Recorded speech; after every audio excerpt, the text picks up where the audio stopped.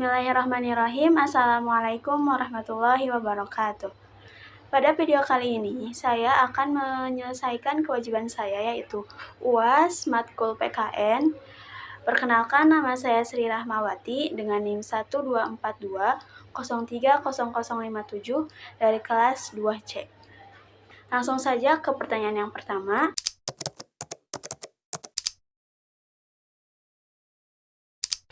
Indonesia mengelola geopolitiknya melalui pendekatan berbasis wawasan Nusantara, yang merupakan visi geopolitik Indonesia. Wawasan ini memandang wilayah Indonesia sebagai satu kesatuan politik, ekonomi, sosial, budaya, dan pertahanan keamanan. Strategi ini diterapkan melalui yang pertama, pembangunan infrastruktur dan konektivitas antar wilayah, seperti proyek tol laut dan Trans Papua. Yang kedua, peran aktif dalam ASEAN dan forum internasional. Yang ketiga, pemanfaatan potensi maritim. Pertanyaan kedua,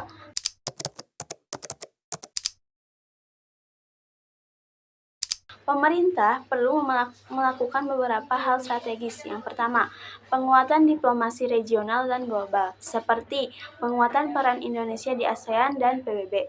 Yang kedua, peningkatan sumber daya manusia berbasis geopolitik dan geostrategi melalui pendidikan, penelitian, dan pelatihan aparatur negara. Yang ketiga, percepatan pembangunan daerah perbatasan dan pulau-pulau terluar sebagai simbol kedaulatan.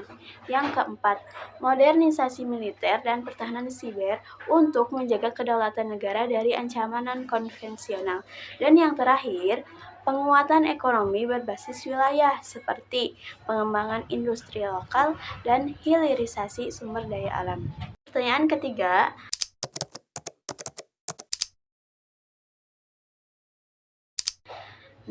geopolitik adalah studi tentang bagaimana letak geografis suatu negara memengaruhi kebijakan politik dalam dan luar negerinya. Sedangkan geostrategi adalah penerapan kebijakan atau strategi untuk mencapai tujuan geopolitik dengan memanfaatkan potensi geografis dan kekuatan nasional. Hubungannya, geostrategi merupakan alat untuk mewujudkan tujuan geopolitik. Contoh, jika geopolitik Indonesia adalah menjaga kesatuan wilayah dari Sabang sampai Merauke, maka geostrateginya bisa berupa pembangunan militer dan ekonomi di wilayah perbatasan. Pertanyaan keempat,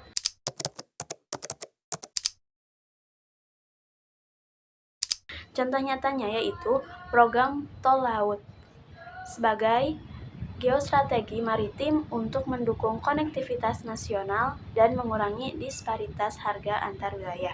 Yang kedua, pemindahan ibu kota ke IKN atau Ibu Kota Nusantara sebagai strategi pemerataan pembangunan dan desentralisasi kekuasaan dari Jawa sentris.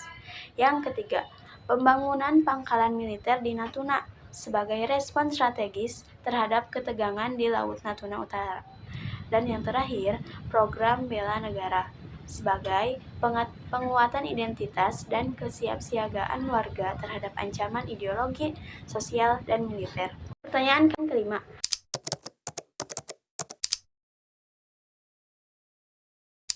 kendala utama dalam penerapan tersebut di Indonesia antara lain, yang pertama, korupsi dan birokrasi yang tidak efisien. Meskipun sudah ada KPK, praktik korupsi masih meluas di berbagai sektor. Yang kedua, minimnya partisipasi publik dan transparansi, khususnya dalam pengambilan kebijakan strategis. Yang ketiga, ketimpangan akses informasi dan pelayanan publik, terutama di daerah tertinggal dan terluar. Dan yang terakhir, politik transaksional dan oligarki dalam pemilu dan pengambilan kebijakan. Pertanyaan terakhir,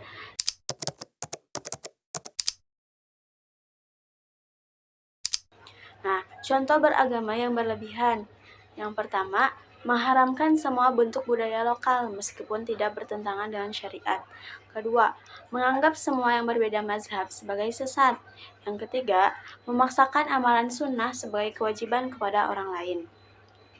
Dan contoh sikap ekstrim dalam beragama yaitu melakukan kekerasan atas nama agama seperti bom bunuh diri. Yang selanjutnya, mengkafirkan sesama muslim karena perbedaan pendapat. Yang terakhir, menolak sistem negara dan demokrasi secara total, menganggap hanya khilafah sebagai sistem sah. Dan posisi orang yang moderat, yang pertama, mampu menjaga keseimbangan antara akidah dan toleransi. Yang kedua, menerima perbedaan dalam ijtihad dan mazhab tanpa menyimpang dari prinsip syariat. Yang ketiga, menolak kekerasan dan aktif menyebarkan nilai Islam rahmatan lil alamin. Sekian dari saya, mohon maaf apabila ada kesalahan. Wassalamualaikum warahmatullahi wabarakatuh.